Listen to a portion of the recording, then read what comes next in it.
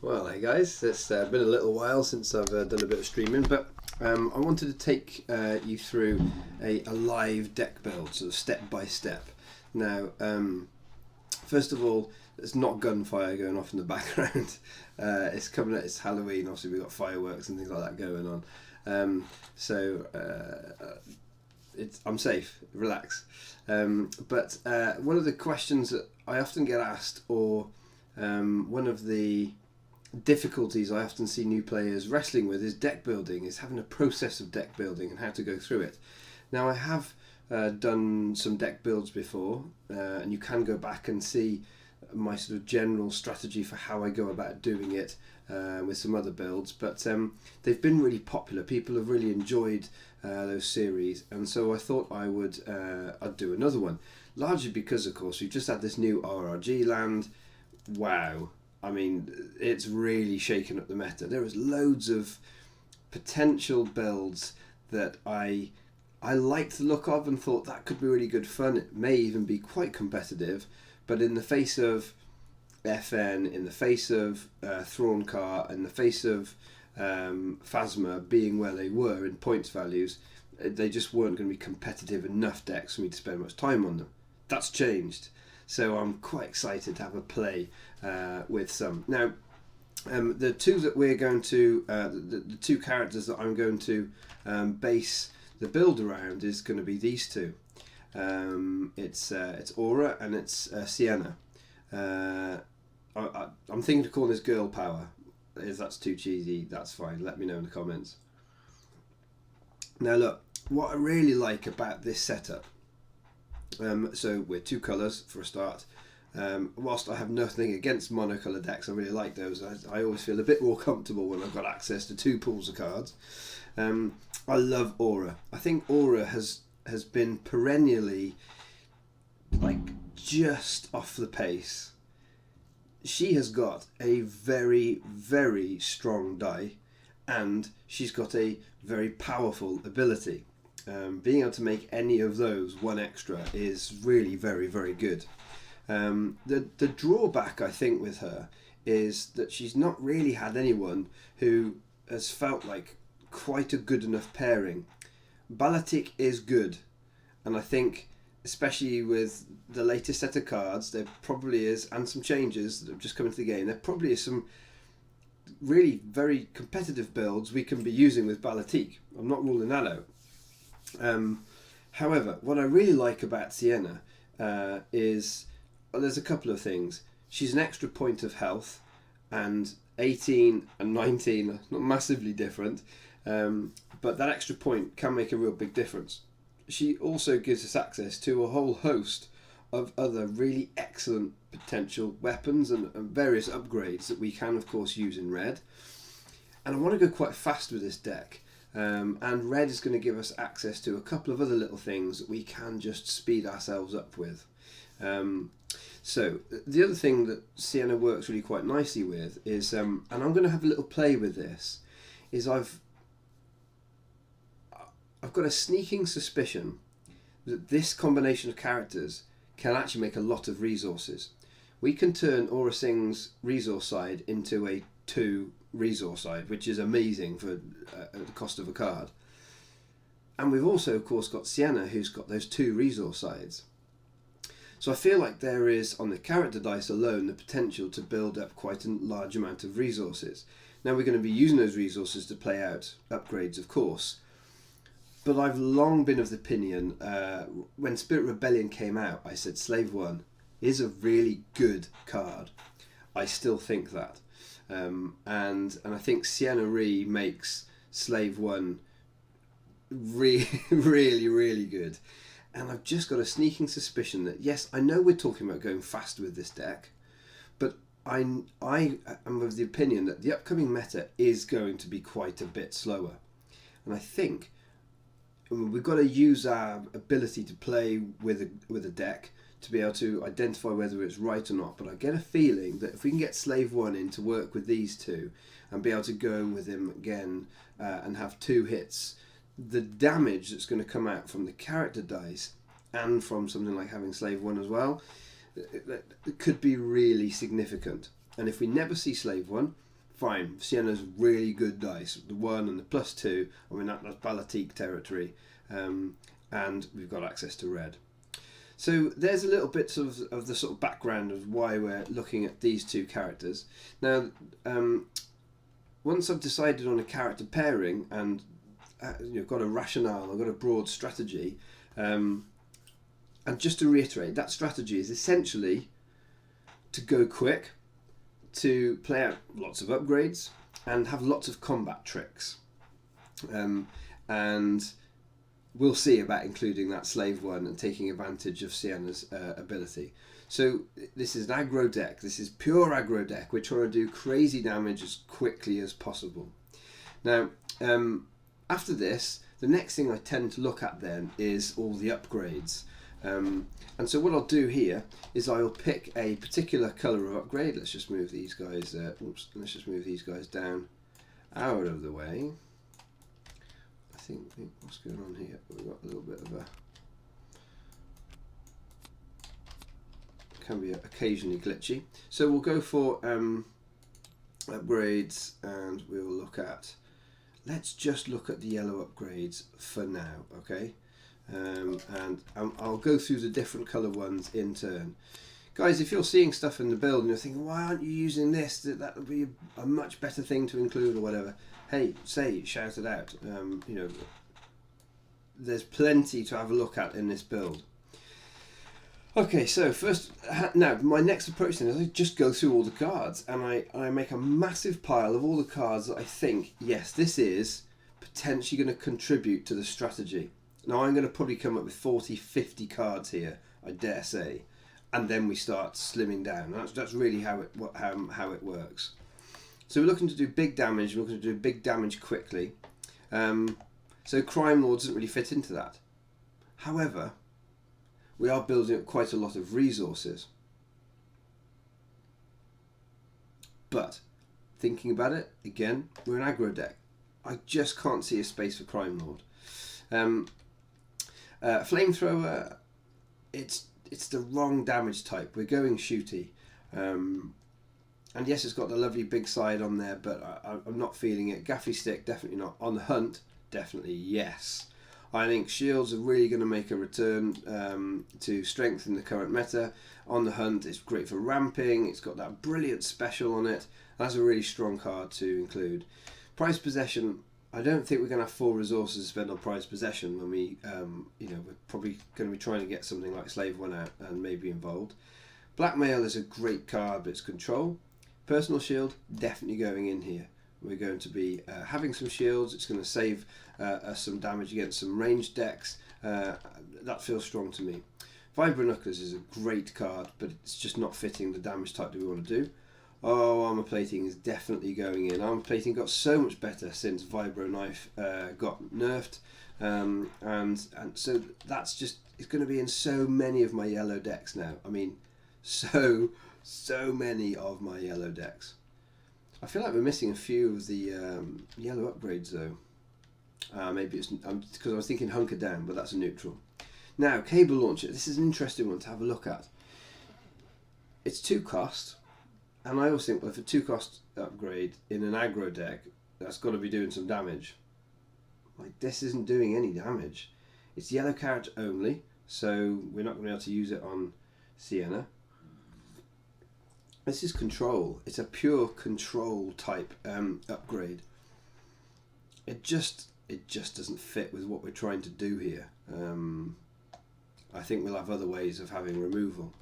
The LL30 blaster pistol, yes, with bells on. One of the things that I'm doing here, you might notice, is putting them on different lines. I tend to do my defensive style upgrades across the middle, and my offensive style upgrades across the top, and then the sort of utility ones will go underneath. Now the Relby, I mean, we've got to include that. That's definitely a contender. I mean, yes, it's 3, that's expensive, but by heck, it's got some big old sides on it, and it's got this amazing action. So we'll definitely be considering it. Deadly. Now,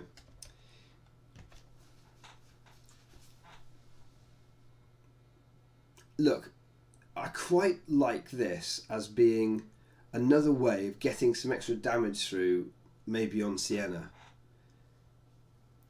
The problem, because really any deck that we're playing against, worth their salt, they're going to be trying to kill Aura first. Being able to play out deadly on something like Sienna is good because it really draws them to need to then attack Sienna. However, she's probably only going to last maybe 2 extra turns, and so I feel like we're potentially perhaps going to get an extra 2. It just doesn't feel right. I think if we're looking at a deck that's going to do cute things with untapping and things like that, then Deadly's a good card to include, but it just doesn't feel right in this. Okay, so next what we'll do is we'll have a look at neutral villain upgrades. We'll take out that and we'll have a look and see what we're going to get along here now. Now it should be quite a lot of things that are going to come out here. So we can definitely consider our Holdout Blaster. Datapad's an interesting one, simply because with the Datapad, yes, we quite like to get some resources, but it's really not pushing forward our sort of shooty, aggro type build. So it's not something I'm going to consider.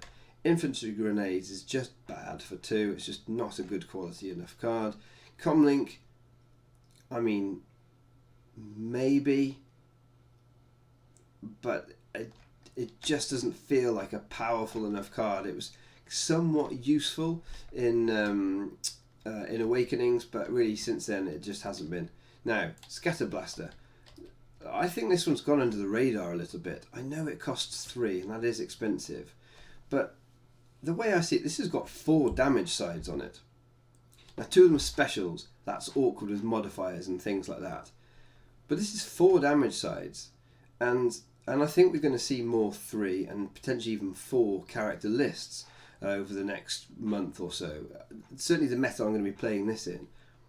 So to me, Scatter Blaster actually feels like quite a strong choice. I mean, if you're going to be looking at these, and if this is saying 2, that's an amazing card. I mean, even if it's just saying 1, that's solid.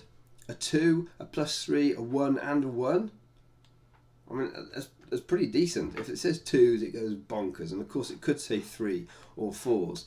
So Scatter Blaster to me is one that just feels like it's been underappreciated. Oh, we've had our yellow ones disappear, haven't we? What we need to do when you're doing this, guys, just to make sure you don't lose your cards, you just need to double them up, so that when you then click on them, they aren't going to disappear, like what mine did there. So we'll just grab those yellow ones that we were going to use on Hunt, and this one, and this one, and this one, and this one. Okay, there we go. So what I'll do, I'll just be grouping all these together, because essentially what we're trying to do is just make a big pile of all the cards that we want. Okay, so let's have a look at some red upgrades then. Villain, yeah, take that out. So this is really the kind of stuff that we're looking at that's going to be additional to and helping us out with this build, because we've got Sienna in. So we're looking for, like, what is Sienna really adding to this? She's adding commanding presence. Can we genuinely consider a commanding presence here? The difficulty with it is it's only a red die. Now if this was pick another die and add 2 to it, well, of course it would make our Aura Sing dice absolutely incredible. There's a couple of things that we could consider it for, largely because Sienna's probably going to last longer than Aura is. So you're going to have more of a chance of being able to play it out. And with those focus sides on, and with the potential of, you know, making her own sides better. I mean, it's nothing to sniff at getting 3 resources, paying for itself in 1 turn, and being able to do quite a lot extra. F11D rifle, that is an absolute shoe-in. Straightforward, 4 damage sides, it's got the redeploy. There's no reason we won't be including that bad boy. Interesting. We could make Sienna have the Guardian keyword. I mean, at a cost of 2, of course, we can have Praetorian Guard, which gives us a die, it gives us extra resources, and it gives us some of the damage. Now, it's a different damage type, but I just feel like we're kind of drawing away from exactly what it is that we're wanting to do. I'm going to say no, but these are cards that we could come back to. Imperial Discipline. This is definitely a card to be including, and it's probably going to come right down to the wire as to whether this gets played or cut. Largely because it's smooth. We want resources and we want to do damage, and Imperial Discipline makes sure that that's what happens. I think it's really strong, and for 1 as well, it's great for ramping too. We'll stick it in. It's damage. It's a weapon. So that's the DT29. The Riot Control Baton, as amazing as it is obviously not fitting with our damage type. And for that reason, I'm going to discount it, because I think we do actually want to be going quite fast with this one. Phasma's Blaster. Well, that's got to go in there. And an insanely good upgrade. That is just amazing. So we'll definitely be considering that. I'm going to stick that in there because it's a weapon and it's got loads of damage sides on. It's highly unlikely that we're going to make use of the T7, but let's just sort of see what happens with the build overall. Okay, so let's have a look at just neutral events of the stuff that we have missed then. So we just need those and those and those. Let's have a look. So,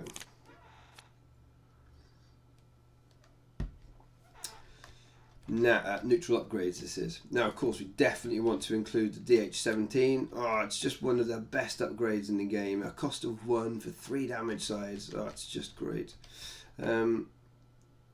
This has really fallen out of favour with me recently, the IQA 11. However, I'm going to include it.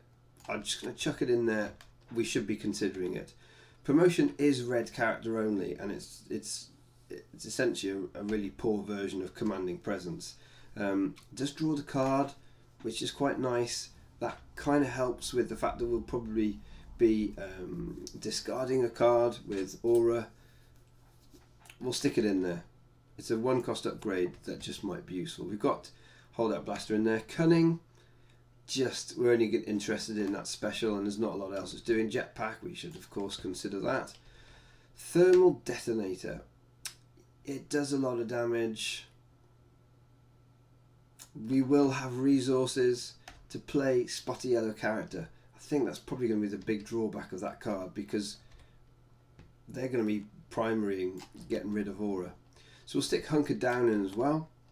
I think that's a really strong card now. Now that, again, shields are just going to be really worth something. I kind of feel like we'll probably see potentially slightly less melee now that Vibranize has just got hit. I don't know, could be completely wrong in that, but that's my sense. Having said that, of course, shields are a little bit better against shooting, and so people might think, well, actually I'll stick with melee even though I can't do Vibranize. We'll wait and see. Rocket Launcher, obviously got to go in. One of the best upgrades in the game, super damage, and we're probably going to have the resources to pay for it. It's one of the ones I'm quite excited about using, and if we are combining that with the old Commanding Presence, if we use that, we probably won't, but it would make that die completely bonkers. Ascension Gun, definitely an include, something to consider. We're not going to use Con Artist, and we're not going to use Training. Wingman is red character only, and really only an issue for red characters. Fast Hands. Fast Hands on Aura is brilliant. Her dice are going to be targeted with removal, so we've got to be able to try and get them off the table, doing their damage and get value out of them as quick as you can.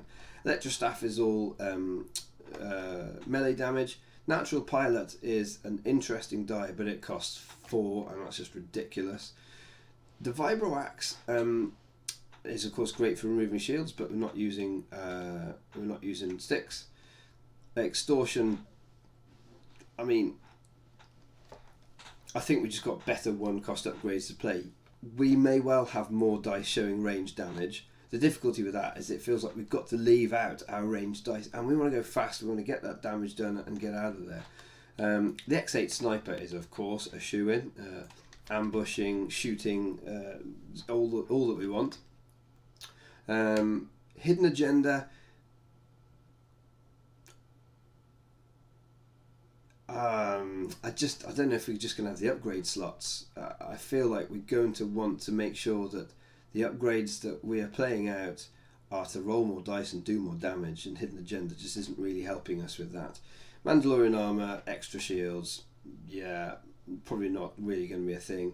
One of the things I will do though is consider Plastoid, largely because Aura is only 10 damage health, and if we can keep her alive a little bit longer, that could be really valuable. Okay, so there's our upgrades done.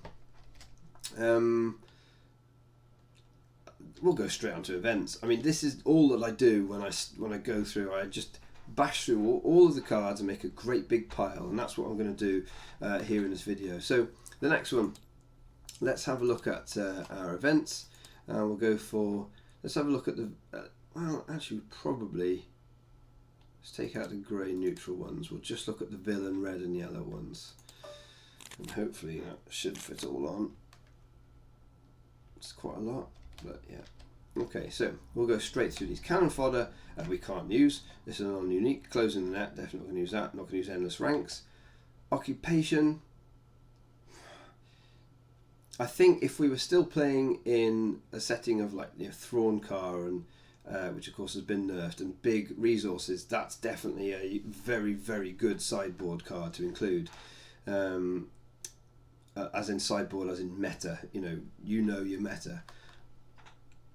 So I'm not going to put it into this build, but it's definitely something you probably keep to hand and potentially be slotting into your decks. Now, look at 2 random cards in the opponent's hand. Probe. It's not helping us with what we need to do. Sweep the Air certainly isn't. Tactical Mastery, well, that really is. That's definitely one of the big cards that I was interested in making sure that we got access to through using Sienna, largely because to be able to activate and potentially just use all of Aura's stuff is enormous. One of the things that hurt me a little bit about the change with the RRG is Cad Bane Phasma was so good, was just so excellent, and to lose that cool combination, which didn't feel quite as broken as some of the others around, but it was still big. It's that being able to equip, activate and resolve is really massive. And Tactical Mastery, well, at least it gives us the chance to play at that LL30 onto Aura, play the Tactical Mastery, activate her, roll the damage out and go really fast and do all the shooty damage that we really want to do. So I'm quite keen on Tactical Mastery and making sure that that's represented in the deck. It's going to be a fundamental part of it. The best defense is one of the best removal cards in the game, so that is a absolute no-brainer. We're going to stick that in. Ace in the hole, discard the yellow upgrade to roll its die into your pool. We're not really playing any yellow upgrades that are quite that impactful. You could use it if you're using things like Vibro Axe, and there's some big sides on there, but we haven't got anything that's not modified big damage, so it's not going to go in there. Arm to the teeth, however, remember I talked about playing combat tricks, so we're going to stick that in because that could be that's brilliant for your finisher damage. Confiscation, I'm really not sure we're going to have enough resources generated that we can spend on confiscations when we're going to need to be playing our upgrades out. Fight Dirty, we could have potentially quite a few yellow dice in this deck, so we'll pick it up and we'll stick it in, but it might get cut. Go for the kill, resolve one of the dice showing range damage, treating damage as unblockable. That is quite nice. Well, it isn't. It's not a very good card. However, when we need to get Aura's damage through, and there are now more shields around, and obviously that's a bit more difficult for shooting, maybe that's a card that could find its way in. I'm going to stick it in the initial pool. He doesn't like you as an auto include pretty much in this deck, so we're going to have a look at that. Battle formation, we've only got one red character, so that's not going to be a thing. And all crumbs, I need to download the updated images here. Imperial War Machine. I mean, we can get to use it on probably the rocket launcher, which I'm almost definitely going to include. But I can't think of anything else. Maybe there's the one side on Phasma. It just doesn't feel like a good value card to be including in what we're trying to do here. Sustained Fire. Now this is an interesting card because suddenly I'm thinking, actually, this is a way for our shooting based decks to be able to deal with shields. I mean, there are some things I think are a big drawback about this. Having to leave dice out with damage on is always uncomfortable. We want to go fast, but actually if I could be potentially moving 4, 5, 6 shields, or dealing with general recon decks, which are such a pain in the bum with their mill, I think it should go in there. I think it's something we should be considering. So yeah, so that's going in there. Trench Warfare is not going to work, and Dying Loyalty isn't going to work. We have them now. That really potentially could be a very cheeky combat trick to play, and it's play if you control the battlefield, and obviously we're going to be trying our best to do that. Arms Deal is a good card, but it's not really quite what we're looking for in our build, because we don't want to be discarding weapons. We want to be using them. Bait and Switch is pretty much an auto include in this deck. We're trying to do damage. We've got resource sides, lots of resource sides. We want to be able to do crazy damage with them. We're not going to Friends in High Places. We're not using particularly high value cards really. Loose Ends is we're just not looking to mill. 1/4 Portion is definitely some quality removal that we could consider. Relentless Pursuit, I think it possibly has a place in some builds, but I don't think it's in this one. Unless the meta shifts to start moving lots of damage around.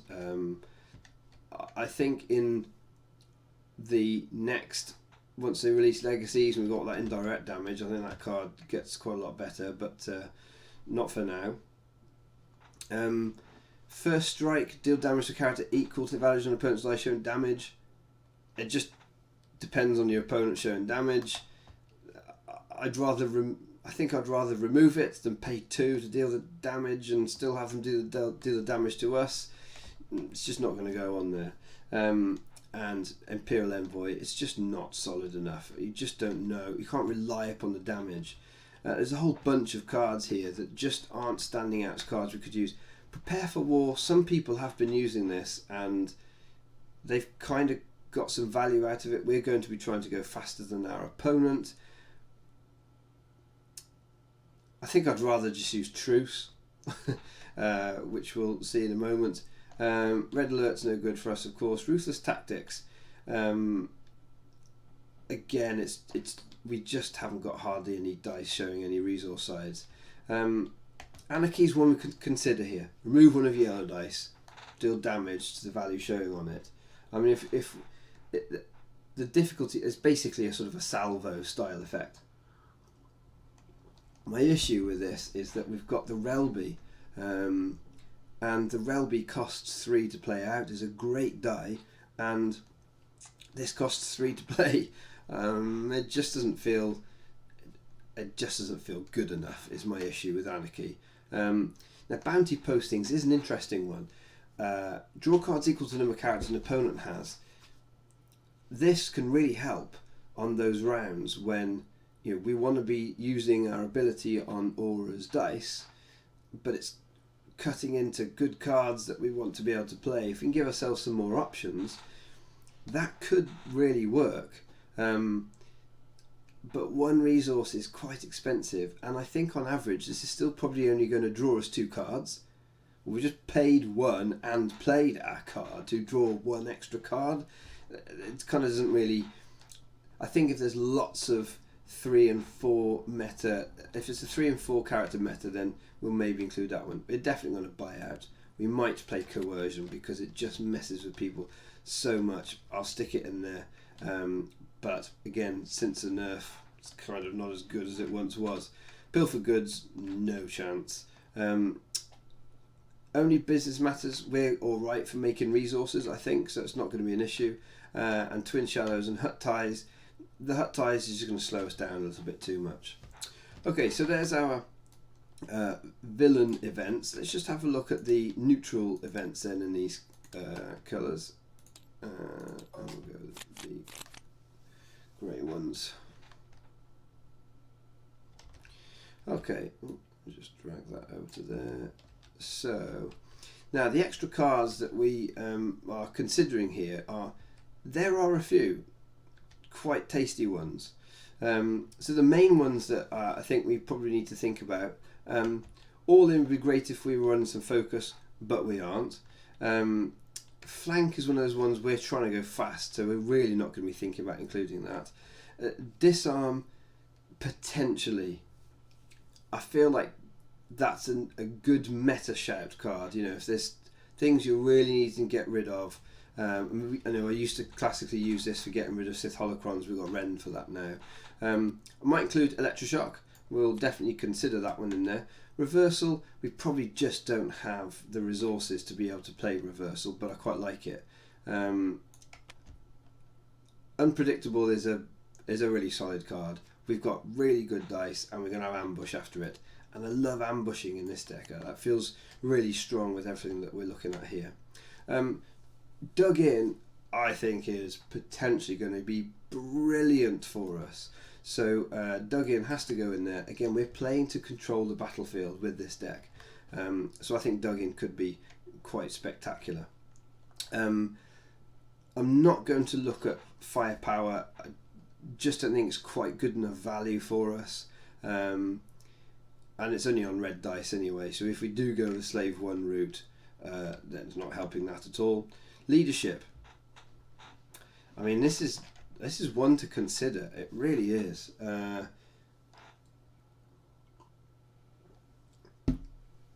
feel like getting 2 shots with Aura could be really, really big. If we can keep her alive and keep using her, she's going to be devastating. Logistics should go in there just because we have got quite a lot of resource sides going on, and if we can make the most of them, then we can keep them on the table, those other dice, and keep using them for trying to get that damage through.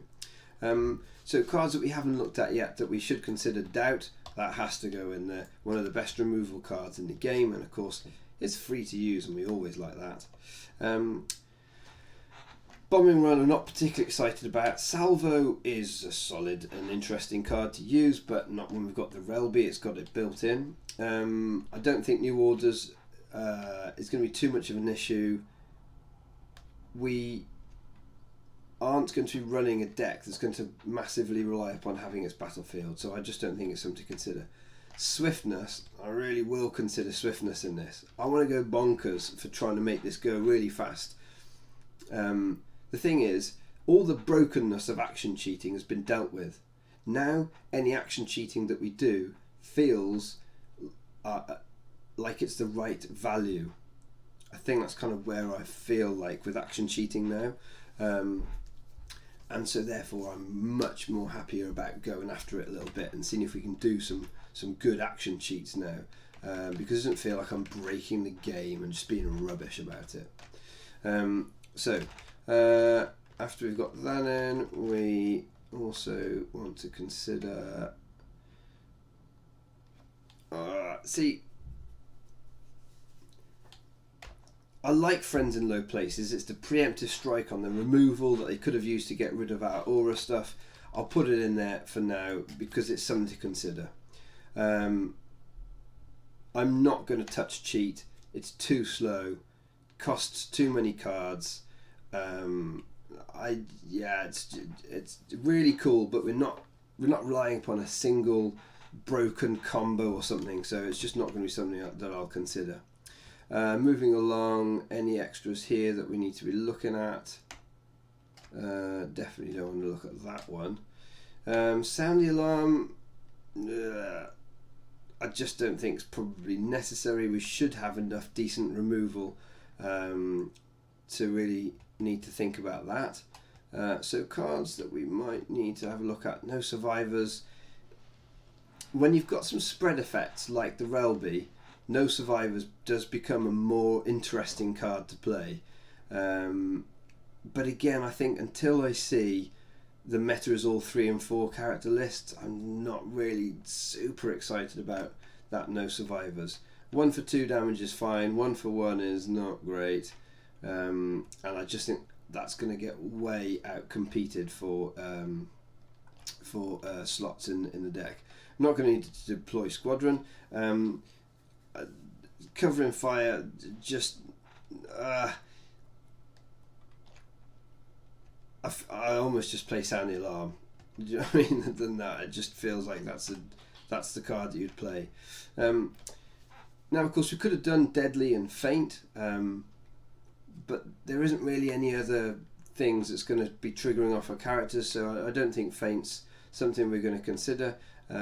Heat of Battle is one that would have been fine if we're going slow, but we're going really fast, so I just don't think that's even one to consider for us. Pin Down, no, and The Day Is Ours. Battle Rage, this is interesting. This is one of those ones where I can sort of see it being used and it being really devastating. You know, using this on Aura, you know, it's resolved one of that character's character dice, so we can still use our ability of discarding a card to increase it, and suddenly turning her 2 damage into a 5, or even her 1 into a 4. That's really scary for an opponent to deal with. So let's chuck it in there. The difficulty is she's only got 10 health. It needs 6 damage on her. Actually, no, I'm actually going to take that out because it's going to sit in her hand too much, and I'm uncomfortable about that. Disable Exhausted Support. Well, that has to be a very particular meta to use that. Persuade is not cool. I'm not going to be really trying all that hard to build up lots of resources. I want to build them and use them as quickly as possible. Pickpocket is not going to be helping us. Threaten, potentially, but it's spotty yellow character. They're going to be going after our yellow character, so I'm a little more uncomfortable about that. Trickery is just not going to work with us. Truce, most definitely. You know, I think Truce, ambushing, give us an extra resource. You know, we can play out an upgrade, and then we can truce, and then play another upgrade that's ambush, and there's lots of clever things we can do with that. Endurance is a card that's definitely going in. People want to get rid of Aura's die. It's so good. Endurance is going to keep her dice in the game, and that's massively important. I'd be alright if we did go the Slave 1 route, but and this is a good example of how deck building often goes for me. I come into it with an idea, I start looking at all the cards that are available and all the options, and I start eliminating things. I want to go really fast. We've got a lot of ways to go really fast with this deck. Slave 1 is just muddying the mix. It's just wrong for our strategy. I'm not even going to go that route and include it. I'm just going to look at a couple of little points. Battle Rage too situational to warrant. I agree with you, Christian, as well. Todd totally should do battle. Yeah, it's awesome surprise damage. Listen, I think this is a really good example of where your personal way of building a deck really comes to life. If you're someone who enjoys and feels like you can be competitive with holding a tension of, well, I've got to wait till the character gets to a certain damage to do crazy surprise damage, then great, you're probably going to work quite well with having something like Battle Rage in your deck. For me, I have this feeling of I want to draw my 5 cards at the start of a round and feel like I can use all of them whenever I want to, in whatever situation I want to. That's generally what I feel like when what I like when I've got a deck that works for me. So that's why I've left it back in there. But I completely agree that that's a card you could use in other builds. Now, Rend really should go in there. I think things like Sith Holocron and that might be being used a little bit more in the upcoming meta. I think Emperor Palpatine's going to make a comeback. More of that means we're going to want Rend. Roll On is it's a cute little card. It's a fun little card. It's good with Aura because we want to get her die onto those 2 damage sides, but of course doesn't have Ambush.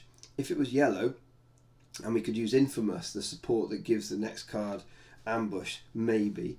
Swiftness is a card that does that, but I don't really want to be paying 1 to Swiftness into Roll On, reroll a die, and I can't even actually resolve the die.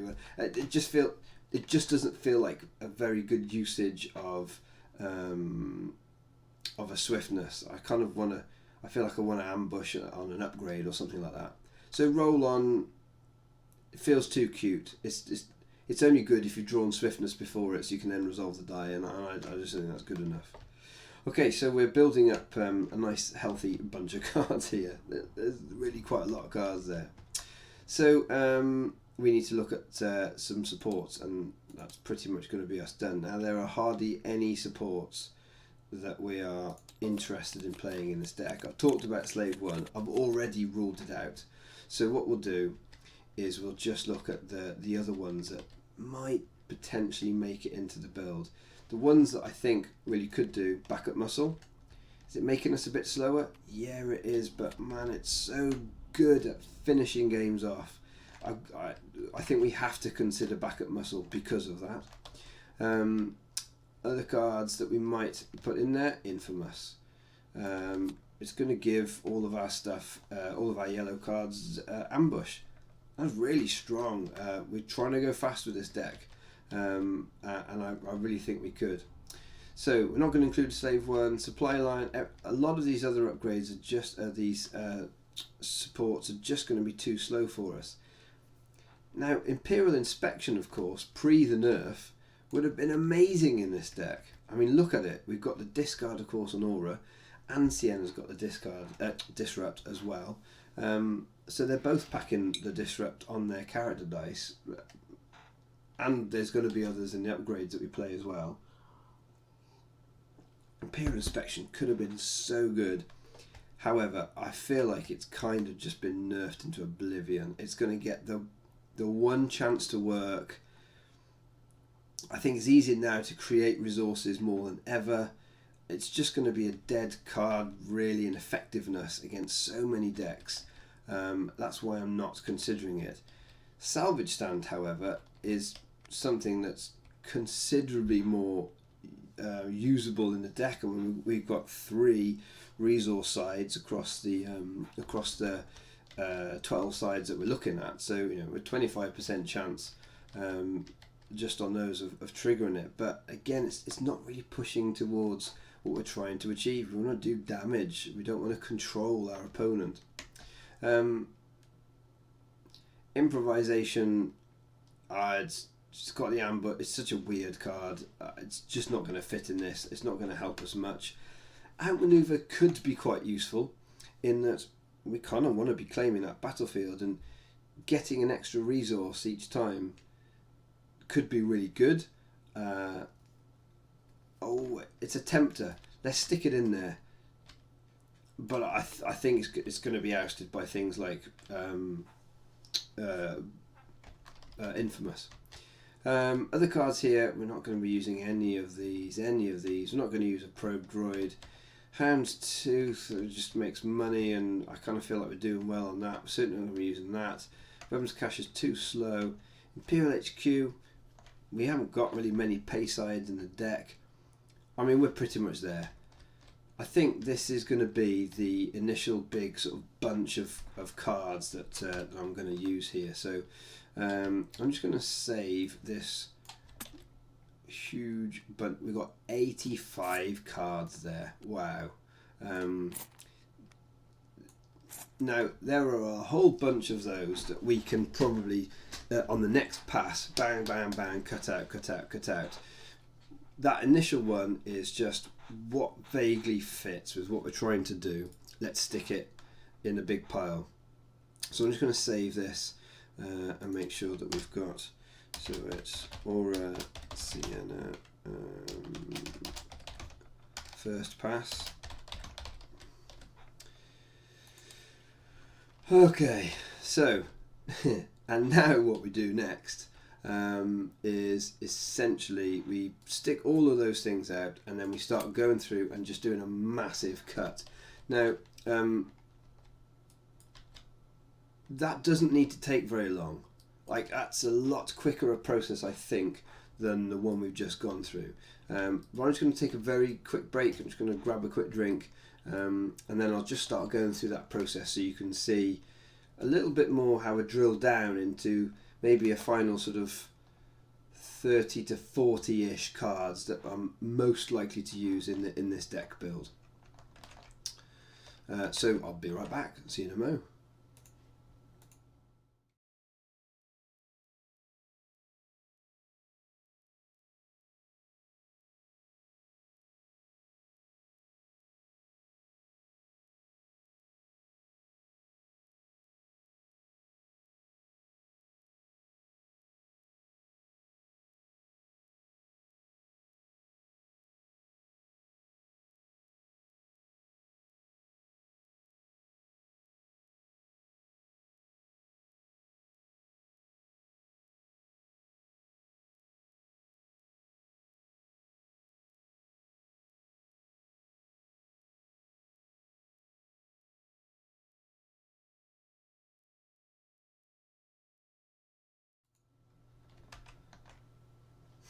Hello folks, so got the cup of tea, we're back in business. Oh, just so you know, I just was thinking through, I forgot to include Drop Zone. That's a card we've got to be thinking about in this build potentially. Now, I just started laying out the cards.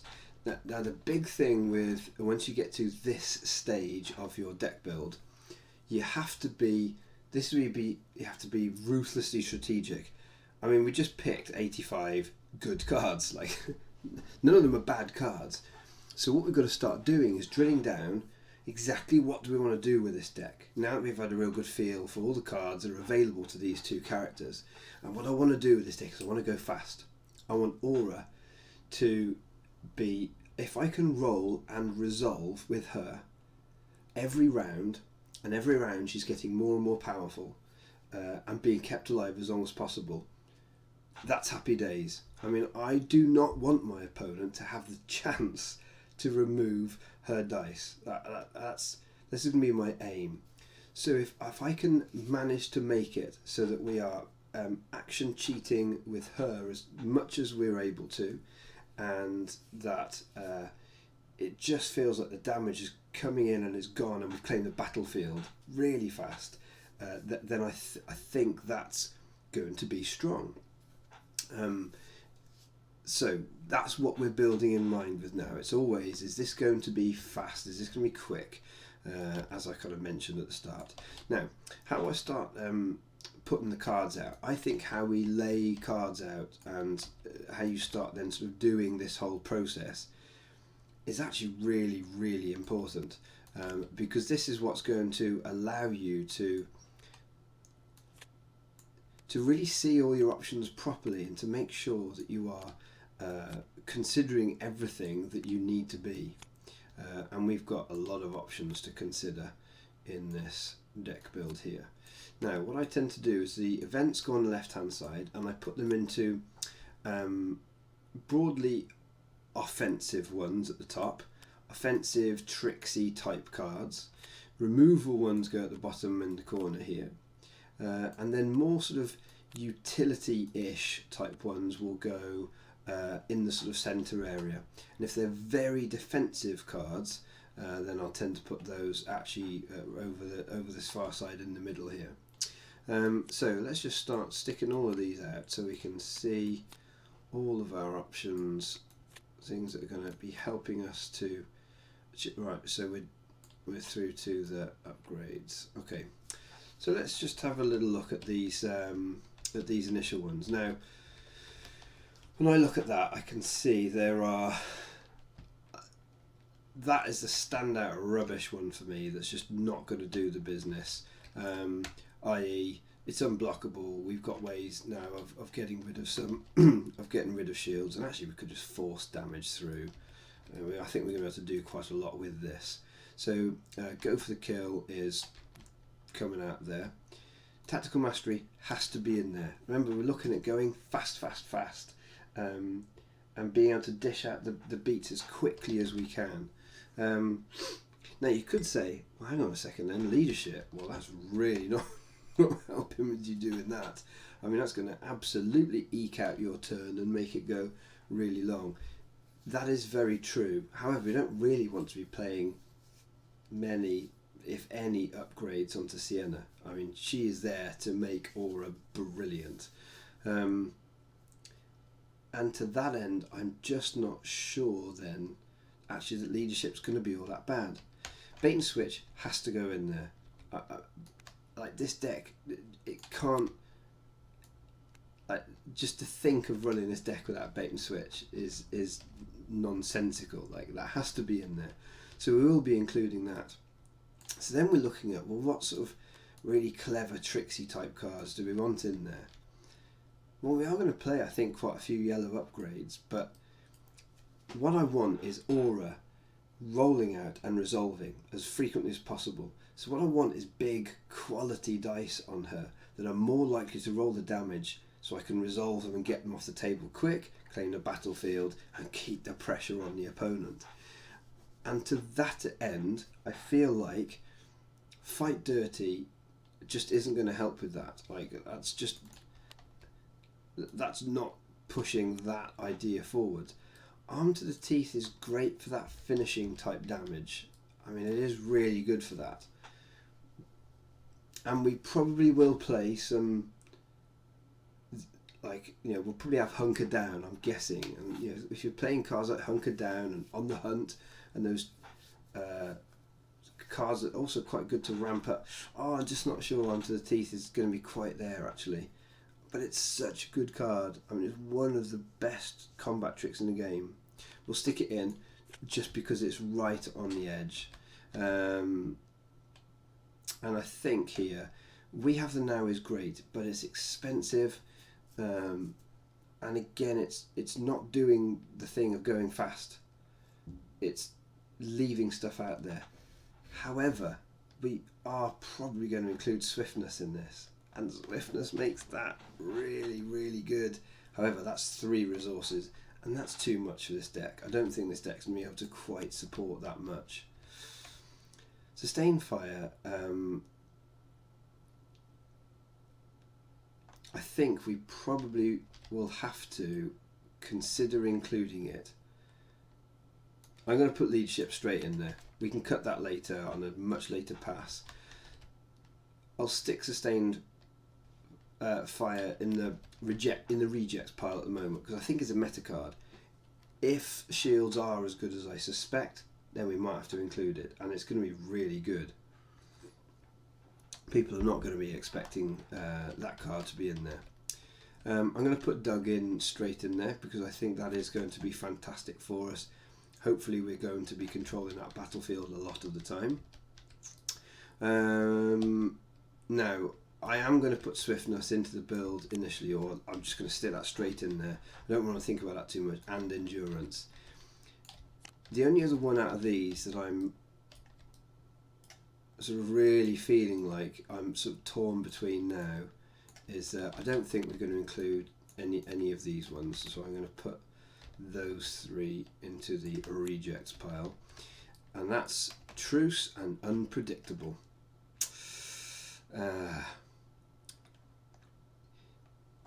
This is, I mean, I love Truce. The ability for us to play out an upgrade and On the Hunt, have 1 resource left, play Truce, then play out an LL30 or Hold Up Blaster or some ambush weapon that then we then get to roll in and potentially resolve or do all sorts of more clever stuff with. I really like that. However, Unpredictable with the ambush, it's a simple re-roll a die and go for it again. We can use this defensively, we can use this offensively very powerfully with Aura. and it does feel like both of these cards are kind of pushing us towards that very thing that we're trying to achieve. Now my difficulty here is I'm not cutting out many events. There's a lot of events I'm putting in here. I think we're probably going to manage to get the resources we want. We've got Sienna, we've got Aura, and she can have a 2 resource die. I think I'm going to put one of these 2 in. It'll be unpredictable for now. But that truce is, I'm really torn on that, guys. We'll see on that one. Now look at this. That doesn't look like a lot of removal, does it?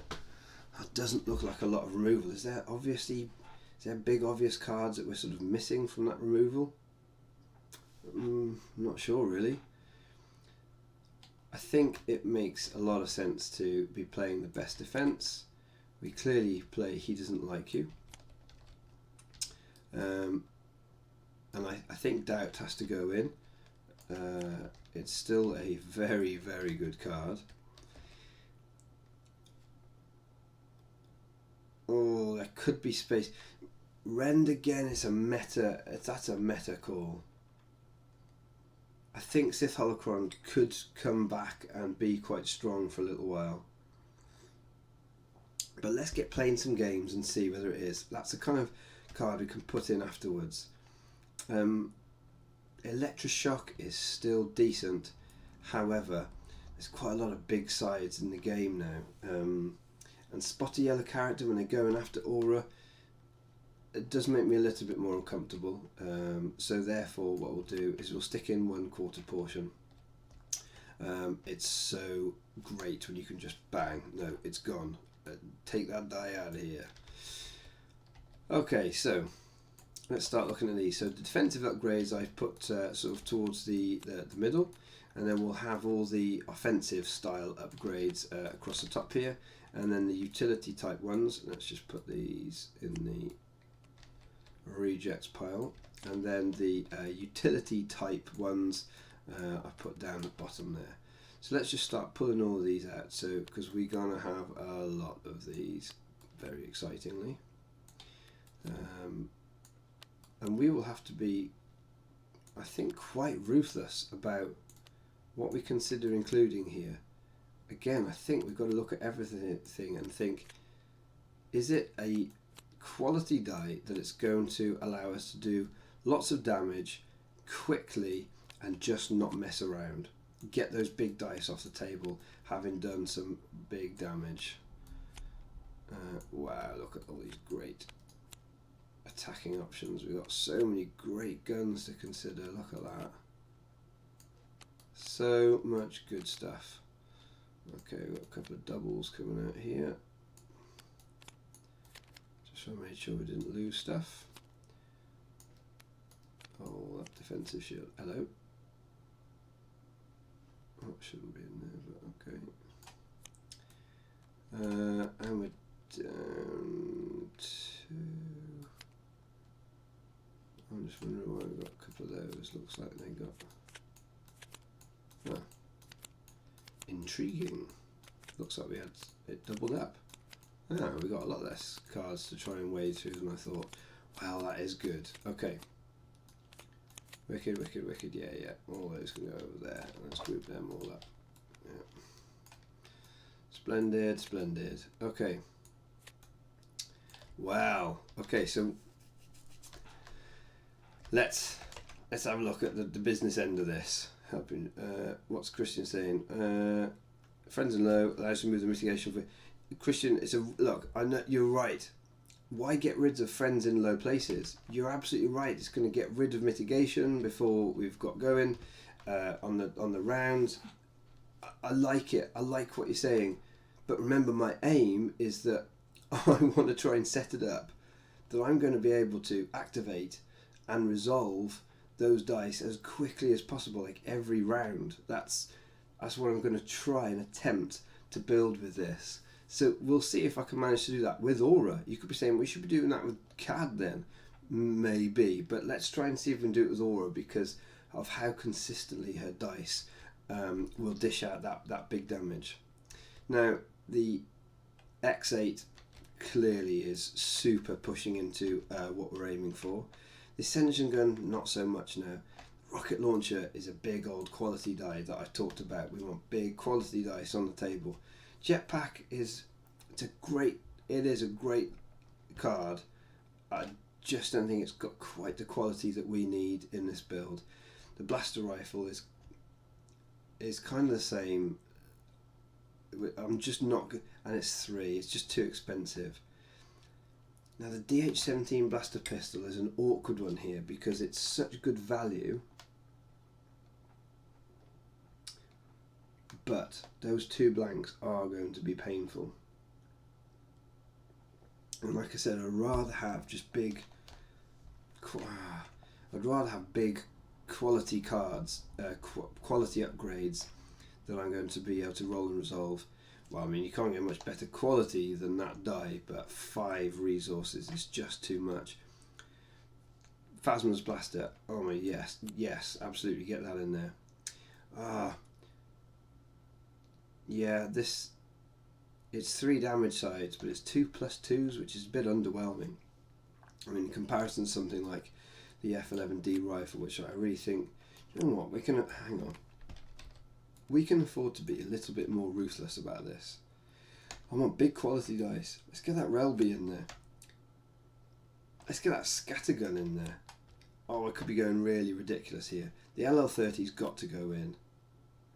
Oh, and the Hunt has to go in so that we can deal with shields. It's going to be such a strong way for us to deal with shields.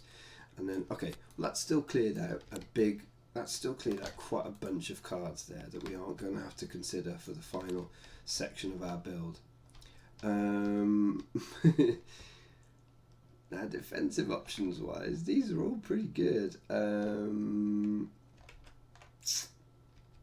However, melee is going to be much more prevalent. This card was brilliant in Awakenings. Nowadays, it's just not quite there. Even with Vibroknife being nerfed. It's going to be a meta call again, I think. I'm going to put armor plating in because it's always going to be useful.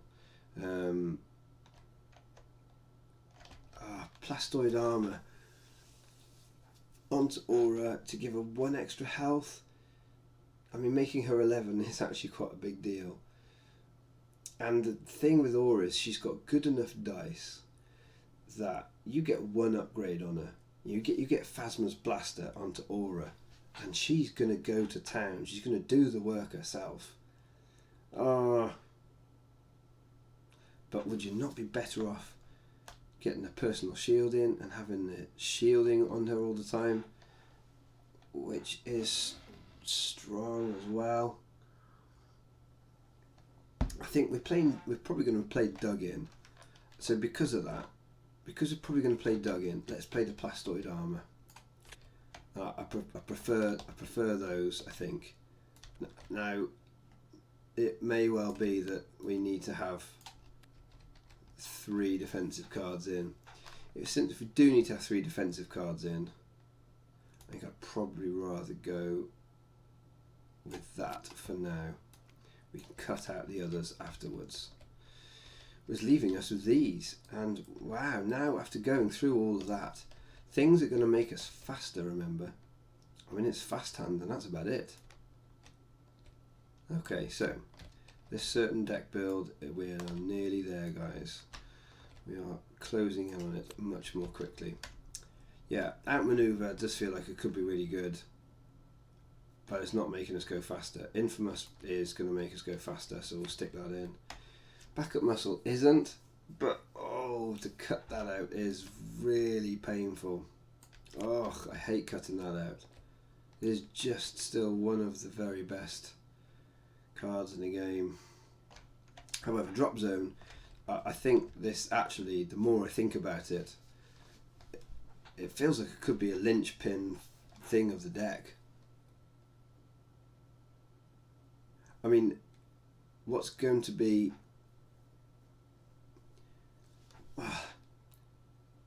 there just isn't really. This is just a great card. in a deck like ours where we're trying to go so quickly all the time, I mean, it's kind of a bit of a no-brainer. Let's stick it in there. Let's do it. I'd rather have that going off than getting one extra resource, because I want to do lots of damage. Right, 27 cards, guys. Now, obviously, we're going to have lots of 2-ofs, so we've still probably got to cut about 12 to 15 cards here, but we are getting a lot closer. We are closing in on what our final build is going to look like. So this is where we really start to put all of the cards out and see what it is that we've got and what it is that we really need still. That is in between the two, I often think, on the hunt. It's sort of, it removes stuff and it removes shields and character dice. It's kind of potentially a bit defensive and a little bit offensive. Oh my goodness, so many big, chunky, cool weapons to look at. We are a bit spoilt for choice in that department. We pretty much know what our removal suite is looking like here at this stage. Oh, that is a lovely strong removal suite, and we've got a bit of, oh, and still to have endurance to bring, oh, there's lots of good stuff here, guys. Lots of, I'm actually going to put that event in there. Leadership might go, you know. Leadership might just go. Hello, we need the one tap mastery in here. So, oh, let's have a look at this. Hey, we are much closer now.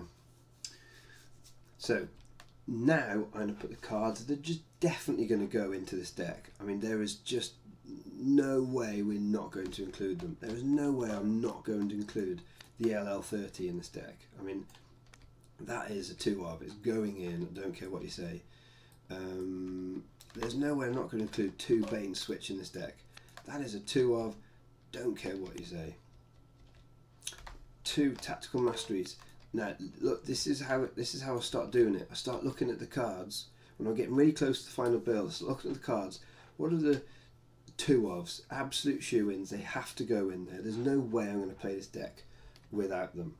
They're going in there.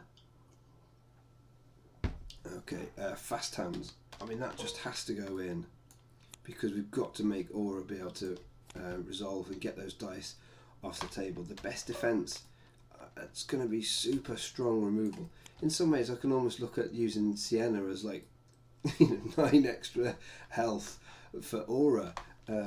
She just comes with 2 really useful dice that we'll take advantage of. We're going to clearly be playing 2 He Doesn't Like You. Those are going in. Doubt. I mean, we've got to get our removal into this deck, and I feel like 8 cards of removal. We might cut 1 or 2, but the removal's so important, as we know, in every competitive deck. Now then, I think we've got to have 2 Duggins. We've got to keep her alive. Now we've got to have at least 1 Phasma's Blaster in. And I think we probably will only have 1, because it is the unique. I mean, I really want to see it, but and again, I think in an early draft we're going to be playing like we're making a draft and we're going to go from there. I haven't looked at battlefields yet, Todd, but I've got a couple in mind, so we'll have a look at those in a moment. Big quality dice. Can't not look at rocket launcher. I mean, it has to go in there, doesn't it? Now then, we're looking at, remember, stuff that's going to be making us go fast. I mean, we might have to cut rocket launcher, but X8 sniper is going to night sniper is going to make us go fast. Hold out blaster is going to make us go fast. Okay, I keep looking at endurance, because there are going to be those turns when we roll everything out. Even though we've got big, good quality dice, it doesn't hit the sides we want. We can't resolve some damage out of it. Our opponent removes it. Endurance is just this massive kick in the teeth for them that I really like. It's going to be hard for them to stomach it. Now, I feel like this deck has got quite a lot of yellow ambushes in already. And if we were to look and see, so this is yellow card that has ambush. Because Infamous, play yellow card, exhausted to give it ambush. This has got ambush already. Bait and switch has got ambush already. Fast hands doesn't. That would be quite nice, giving that ambush actually. He doesn't like you, doesn't. 1/4 portion, doesn't. X8 Night Sniper does. Other cards that we're probably going to consider putting in here will be armor plating. I think probably really is going to go in. Given the Relby ambush is a bit cool, and probably on the hunt. Oh, actually, it's not terrible, is it? What I'm trying to work out is whether Infamous is worth putting in there when we could be doing drop zone. I think we've got to consider drop zone going into that lot. Oh, these are really tough cards to start cutting now. And leadership, I'm considering cutting leadership now. Again, it doesn't make us go fast.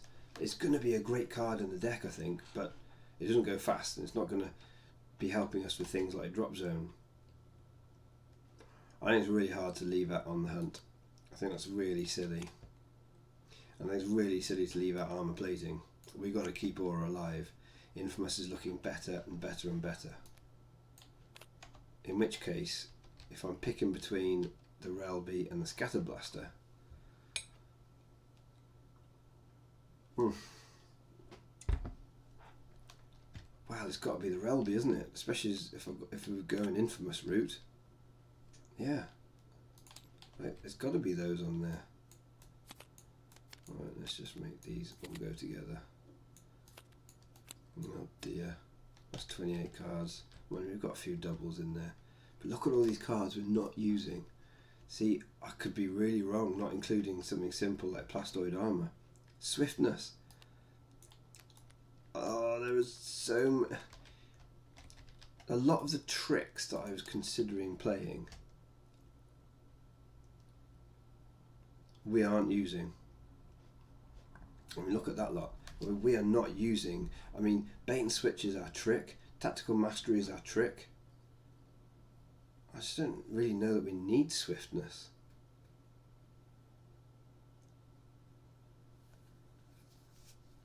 Yeah, I mean, it's going to give rocket launcher and Phasma's blaster.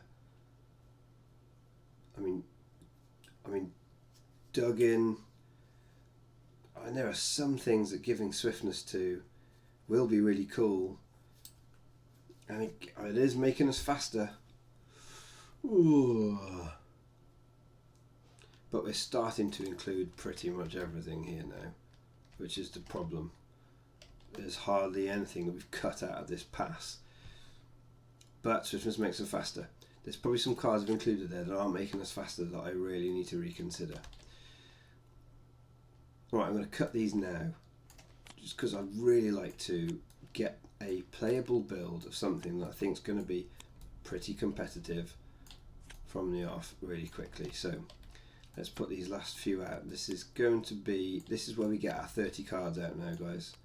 It has to come from this pool of cards that we're going to get our 30 cards. We've got here, endurance is going to be there. It's utility. That's shooty. We've probably still got too many shooty upgrades in here. Yeah, we have. Dug-ins. We've got 2 of those. Now I'm going to go 2 endurance. I'm pretty sure of that. We might lose one of these removals, largely because we've got some good defensive options in the form of that armor plating.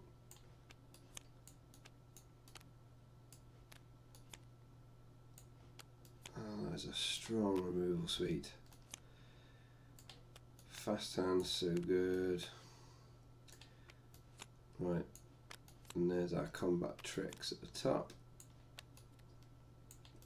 Interesting, I chose LL30 to be the one that was like, yeah, definitely having 2 of those in there. Okay, so we'll have 2 on hunts. We need to have 2 armor platings. Let's go for the 2 swiftness. Interesting. Right, X8 and this are both making us go faster. They gotta go 2 ofs. Right.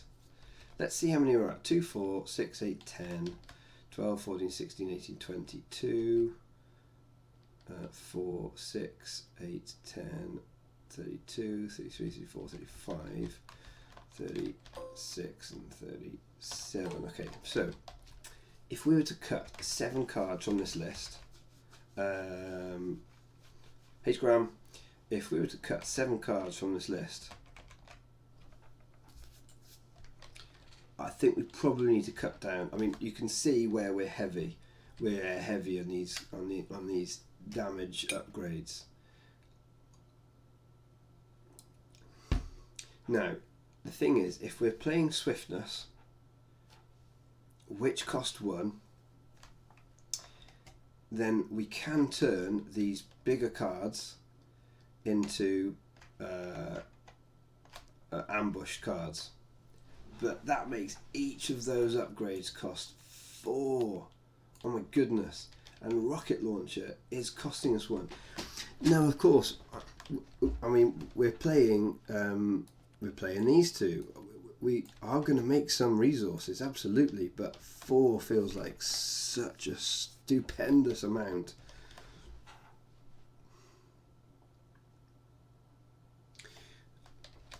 I don't think I'm comfortable with paying 4. Now, of course, we are going to be able to overwrite, but I feel like we can probably only keep. Oh, these are such great cards, but I feel like we're probably at that point where we can only keep maybe 1 of these. If we have 6, 7, 8 gun upgrades in the deck, it's not bad. That's fine. I mean, Aura is so good. She's the one dishing out the beats. These are all just going to be helping with that. So I think at this stage, this is such a brilliant card. I can't see we can get rid of that. This is the one that I'm most concerned about that we can properly support. Because of having to pay that extra resource for it. It's really cool that we get to discard a vehicle from play. We may well see some stuff, but including it on that basis is a meta call, and I have not seen a load of meta, but it just all seems to be vehicles at the moment. If it's a problem, I think this is a card we come back and put in. Therefore, it's going there. Now, are those the 2 that we have? Is the Relby good enough? Am I going to include a Relby over and above a second copy of Phasma's Blaster? At least we can have both of them out here, otherwise we've only got the 1 3-cost upgrade that we can have out. So I think let's keep it like that for now. I think we've probably got to cut. I think we've got to cut one of these 2 supports. So it's whether we keep going faster with Infamous. Now, Infamous is going to give this ambush. It's going to give On the Hunt ambush. It's going to give Armor Plating ambush, and it's going to give Fast Hand ambush, and it's going to give 1 quarter portion, and he doesn't like you ambush, and it's giving quite a lot of cards ambush. It feels like it's giving all of our upgrades ambush, which is really good. And it's making me feel like, is swiftness really good enough? I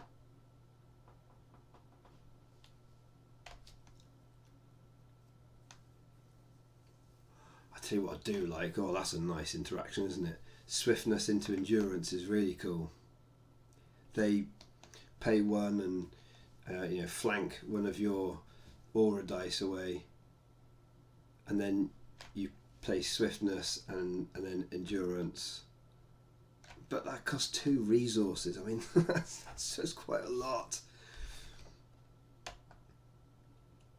I'm not sure swiftness with that 1 cost. And being able to give anything ambush is really cool. It is really cool. Because the combination with all the other ambushing cards that are going on. Oh, I just feel like if I've got Infamous, it's a bit of overkill. Oh, this could be really wrong in a deck that's trying to just do everything fast. Taking swiftness out. That feels funny. But, I mean, we are absolutely cutting it fine now. We can come back and put it in if we need to. But that really means Infamous is staying in.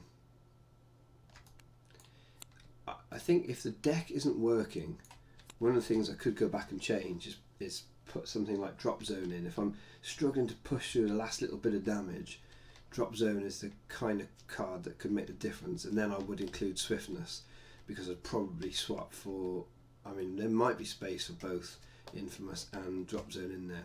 Let's have a look at our number of cards then. 2, 4, 6, 8, 10, 12, 14, 16, 18, 20, 2, 4, 6, 8, 32. We need to drop 2 cards. Wow, we're getting super tight on it now.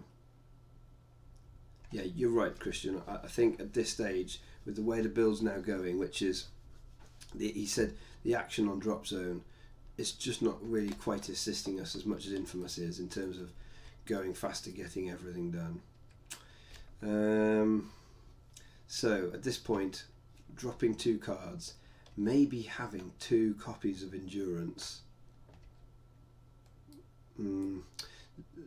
The issue is that they're going to be going after Aura first, and if they get rid of Aura, like 1 copy of Endurance isn't enough, I don't think, to get the most out of Aura, because you might well end up seeing it, you know, after she's dead, and then it's a useless card. I'm not going to use it on Sienna. I mean, maybe we could have a big upgrade, we could have a redeploy going across, I suppose, but I feel like it's got to be 2 of those in for it to be really worth it. So maybe we need to lose one of these pieces of removal, and maybe what we lose is 1/4 portion. That is making us really tight on removal though. And do I mind them having more resources? Not really if we're trying to go really fast. These 2, it's really hard to lose. Yeah, I mean, we've got to make sure that Aura's around. I think we probably lose. Maybe we lose 1 Doubt. Because I can't Infamous the Doubt. I can Infamous both of these 2. Let's try it without a doubt in. Without a doubt. We got 1 card to cut. And I think if we've got 1 card to cut, I am leaning towards Endurance in that instance. Is there one of... We're not going to cut one of these.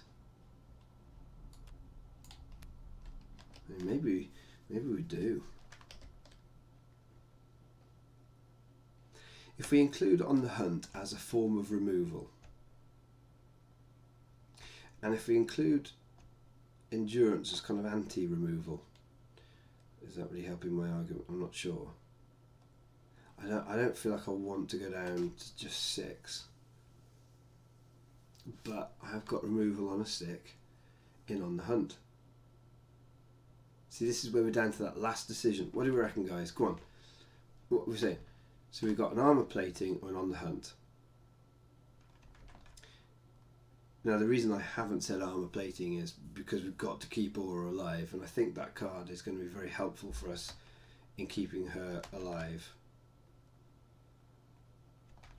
On the Hunt is so good with us dealing, well, with both things. It's removal and it's dealing damage in the case of shields. Do you know what? I'm going to bite the bullet, and I'm going to go for 1 Endurance.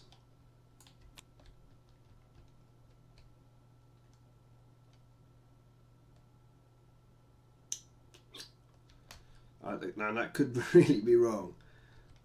Anyone in the chat is like, anyone telling me, no, what are you doing?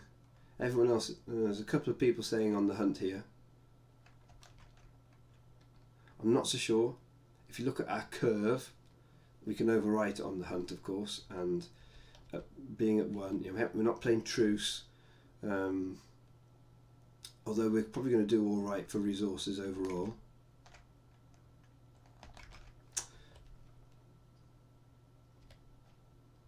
I'm swayed by Christian. He's saying try it. I'm not convinced, but we'll see. So overall here, look, we've got this is our build. We're looking fairly strong here. I think the Railby is something that could come out. I think that might end up coming out for an on the hunt potentially, but I really am keen to see what it's like and whether it's going to do the business. So let me just put these together, and all that remains is for us to choose a, let's check, 30 cards here, I think we have. Why is that not coming up? The tooltip of how many cards are there? I'm fairly sure it's 30. So we'll stick that in there, we'll stick that in there, and then okay. Right, let's look at our battlefields then. Where is it? Is it this one? No, it's up here, isn't it? And I know why it's not coming up, because I pressed that. Right, so battlefields. Now, the ones that I am actually considering potentially being used here is Separatist Base. Come on, that's going to be quite good fun, because we're going fast. Remember, if we're going fast, we've got the ones who can really take advantage of. Yeah, it's fine, I'm going to do this. Now, Salvage Yard, I love the idea of just reusing our ambush cards. Whether it's strong enough, I don't know. Secret Facility, it's going to help us to go really fast. We've got a number of good options here that we can be considering. The next one I was really considering was that one. But again, I think that's more for a defensive list. Quite like the Beaumont Monastery.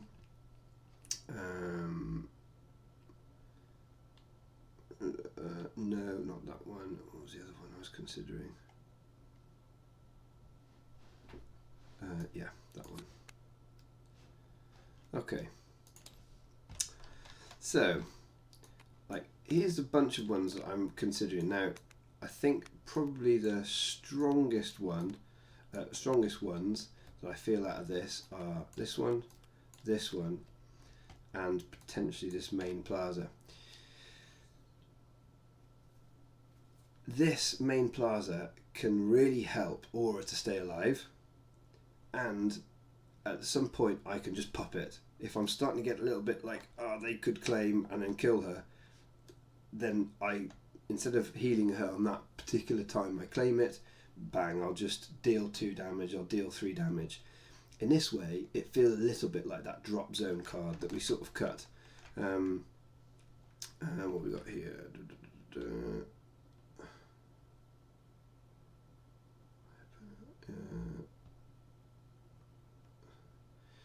Alex is like, don't ditch the endurance.